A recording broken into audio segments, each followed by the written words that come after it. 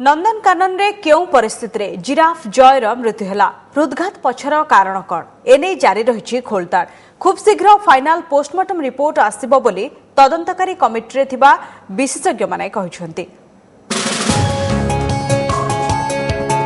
आलिपुर गले 4 बाघ लक्षाधिक टंका भी खर्च होला हेले नंदनकानन रे जिराफ को वंशवृद्धि मिशन पुणी फेल मारिला। एबे जिराफ जयर मृत्यु को नहीं उठी प्रश्न। जिराफटी जंडिस और रक्तहीनतार आक्रांत थिले भी नंदनकानन कर्तृपक्ष जानी पारलेनी कि भली आलिपुर ठीक भावे मेडिकल जांच होइथिला ना नहीं। घटनार पुंखानुपुंख तदंत दाबी करिछि नंदनकानन सुरक्षा मंच और आंचलिक नागरिक मंच।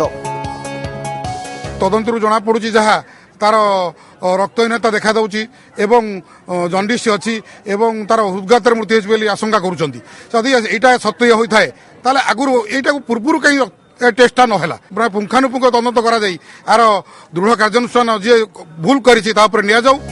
सेपटे विशेषज्ञों मतरे ए जंडिस और रक्तहीनता पूर्वरु थाई पारे किंबा कम मात्रा थिबा ए रोग परिवेश रे परिवर्तन और अधिक दूरता अतिक्रम करथिबा कारणरु बढ़ी थाई पारे।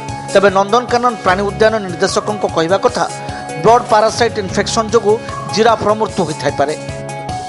पोस्टमार्टम जना पड़ला जे जिराफटी हृदघात मृत्यु होइछि ता सहित तार जंडिस एवं रक्तहीनता रही एटा हुए तो सेठी थिला बेले जदि बा हिथिबो किछि कम मात्रा रे थिबो जेते बेले एनिमल ट्रांसपोर्ट होइकरी आसीछि एवं बहुत दूर आसीछि क्लाइमेट चेंज होइछि सेति पई कोनोसी छोटो सब क्लिनिकल कंडीशन निश्चित भाव में आग्रावेट हम तार ब्लड पारासाइट इन्फेक्शन होइछि बोली कि जहा जना पडुछि प्राथमिक तदंतर जदि भी हेइथिबो कि संक्रमणटा बाहर को जना पडु नथला काइना चाली चलन तार स्वाभाविक परिस्थिति खाइबा पीबा सब ठीक थिला तेणु हठात किनका जन देखिकी ता भीतर संक्रमण अच्छी बहुत आमर जो एनिमल्स वाइल्ड एनिमल तांकर हुए से बहुत एनिमल संक्रमण थांती किंतु डिजीजटा बाहर को सिम्पटम जना पड़े नहीं।